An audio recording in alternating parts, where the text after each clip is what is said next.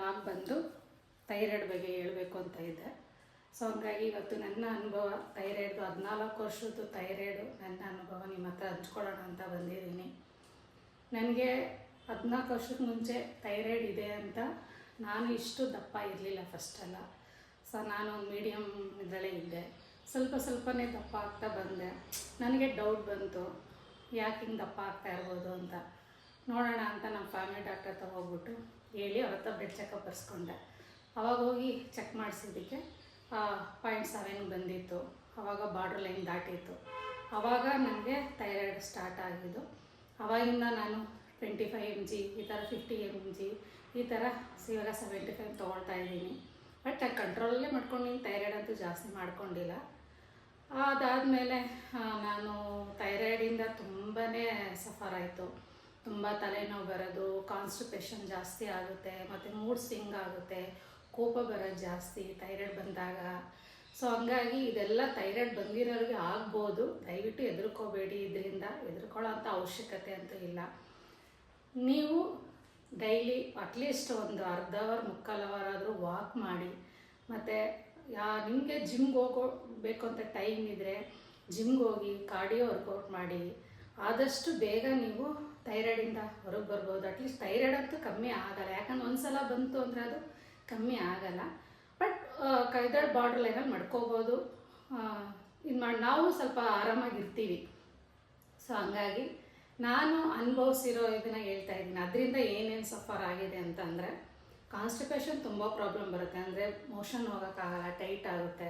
ಮತ್ತು ಈ ಪೀರಿಯಡ್ಸ್ ನಾವು ಯಾವಾಗ ಥೈರಾಯ್ಡ್ ಅಂತ ಸ್ಟಾರ್ಟ್ ಆಗುತ್ತೆ, ಪೀರಿಯಡ್ಸ್ ಬಂದು ಇರ್ರೆಗ್ಯುಲರ್ ಆಗುತ್ತೆ. ಅಂದರೆ 2 months ಒಂದ್ಸಲ, 3 months. ಮತ್ತು ಏನಾಗುತ್ತೆ, ಬ್ಲೀಡಿಂಗ್ ಹೋಗಲ್ಲ ಜಾಸ್ತಿ. ನನಗೆ ಮುಂಚೆ 5 days 6 days ಹೋಗೋದು. ಈ ಥೈರಾಯ್ಡ್ ಸ್ಟಾರ್ಟ್ ಆದಮೇಲೆ ನನಗೆ 3 daysಗೆ ಬಂತು, ಆಮೇಲೆ 2 daysಗೆ ಬಂತು. ಸೊ ಹಂಗಂಗೆ ಆಗಿ ಇವಾಗ ನನಗೆ ಸ್ಟಾಪ್ ಆಗೋಗಿದೆ. ಈಗ ನನಗೆ 50 years. ಸೊ ನೀವು ಮೆನೋಪಾಸ್ ಬಗ್ಗೆ ಅದ್ರ ಬಗ್ಗೆನೂ ನಾನು ನಿಮಗೆ ವಿಡಿಯೋ ಒಂದಿನ ಮಾಡ್ತೀನಿ. ಅದ್ರ ಬಗ್ಗೆ ನಾನು ಯಾವ ಥರ ಇದು ಮಾಡಿದೆ ಅಂದ್ಬಿಟ್ಟು ಇವತ್ತು ಥೈರಾಯ್ಡ್ ಬಗ್ಗೆ ಹೇಳ್ತಾ ಇದ್ದೀನಿ.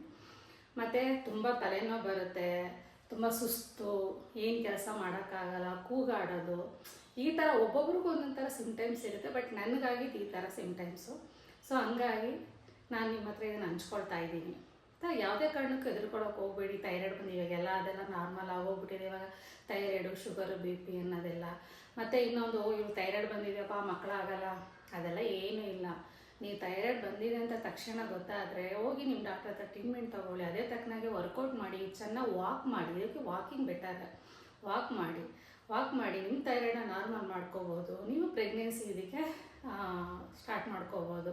ಯಾಕಂದರೆ ನನಗೆ ಗೊತ್ತಿರೋ ಥರ ನಮ್ಮ ಫ್ಯಾಮಿಲಿಯಲ್ಲೇ ಥೈರಾಯ್ಡ್ ಬಂದು ಮಕ್ಕಳು ಸಹ ಆಗಿದೆ. ಸೊ ಹಂಗಾಗಿ ನಿಮಗೆ ನಾನು ಇದನ್ನು ಹೇಳ್ತಾ ಇದ್ದೀನಿ. ಮತ್ತು ಇದರಿಂದ ಅನುಭವಗಳು ಆಗಿರೋದಂತ ನಿಮ್ಮ ಹತ್ರ ಹಂಚ್ಕೊಳ್ತಾ ಇದ್ದೀನಿ ಅಷ್ಟೇ. ಈ ಥರ ಎಲ್ಲ ತೊಂದರೆಗಳಾಗುತ್ತೆ. ಅದರಿಂದ ನಾವು ಸಾಧ್ಯವಾದಷ್ಟು ನಾವು ವರ್ಕೌಟು ಮತ್ತು ಸ್ವಲ್ಪ ಹೊರಗಡೆ ಓಡಾಡೋದು, ವಾಕಿಂಗ್ ಮಾಡೋದು. ವಾಕಿಂಗ್ ಅಂತೂ ತುಂಬ ಬೆಸ್ಟ್ ಮೆಡಿಷನ್ ಇದಕ್ಕೆ. ಥೈರಾಯ್ಡ್ಗಾಗಲಿ, BP, ಶುಗರ್ ಯಾವುದಕ್ಕೆ ಆದರೂ ವಾಕಿಂಗ್ ಅಟ್ಲೀಸ್ಟ್ ಒಂದು 1/2 hour ಮುಕ್ಕಾಲು ಅವರ್ ವಾಕ್ ಮಾಡಿ. ಯಾವುದಕ್ಕೂ ಟೈಮ್ ಸ್ಪೆಂಡ್ ಮಾಡ್ತೀವಿ, ಯಾಕೆ ನಮಗೋಸ್ಕರ ನಾವು ಟೈಮ್ ತೊಗೋಬಾರ್ದು? ನೋಡಿ, ಒಂದು 1/2 hour ಮುಕ್ಕಾಲು ಅವರ್ ಹೋಗಿ ವಾಕಿಂಗ್ ಚೆನ್ನಾಗಿ ಮಾಡಿ. ವಾಕಿಂಗ್ ಮಾಡಿದಷ್ಟು ನಿಮಗೆ ಎಲ್ಲ ನಾರ್ಮಲಾಗೇ ಇರುತ್ತೆ. ಆಯಿತಾ? ಅಯ್ಯೋ ಮನೆ ಕೆಲಸ ಮಾಡ್ತಾಯಿದ್ದೀನಪ್ಪ, ಮನೆ ಕ್ಲೀನ್ ಮಾಡ್ತಾಯಿದ್ದೀನಿ, ನನಗೇನು ಬೇಡ, ವರ್ಕೌಟು ಸಾಕಿದೆ, ಅದೆಲ್ಲ ತಪ್ಪು. ನೀವೇನೇ ಮನೆ ಕೆಲಸ ಮಾಡಿದ್ರು, ಎಷ್ಟೇ ನೀವು ಮನೆ ನೀವು ಕ್ಲೀನ್ ಮಾಡಿದ್ರು ನಮ್ಮ ಬಾಡಿ ವರ್ಕೌಟ್ ಅನಿಸಲ್ಲ. ನೀವು ಈಚೆ ಹೋಗಿ ವರ್ಕೌಟ್ ಮಾಡಿದ್ರೆ, ಇಲ್ಲ ಜಿಮ್ಗೆ ಹೋಗಿ ನೀವು ವರ್ಕೌಟ್ ಮಾಡಿ ಒಂದು 30 minutes ಆಗಿ ನೀವು ವಾಕ್ ಮಾಡಿ ಸೆಕೆಂಡ್ ಸುರಿದ್ರೇ ನಿಮಗೆ ಅದು ವರ್ಕೌಟ್ ಅನಿಸೋದು. ನಮ್ಮಲ್ಲಿ ಒಂದು BP, ಶುಗರ್ ಆಗಲಿ ಯಾವುದೇ ಇದ್ರೂ ನಾರ್ಮಲ್ ಬರೋದು. ಸೊ ಆಮೇಲೆ ನಾವು ಒಂದು ಆ್ಯಕ್ಟಿವಿಟಿ ಆಗಿರ್ತೀವಿ. ಸೊ ಹಂಗಾಗಿ ನನಗೆ ತಿಳಿದಿರೋದನ್ನ ನಾನು ನಿಮ್ಗೆ ಹೇಳ್ತಾ ಇದ್ದೀನಿ.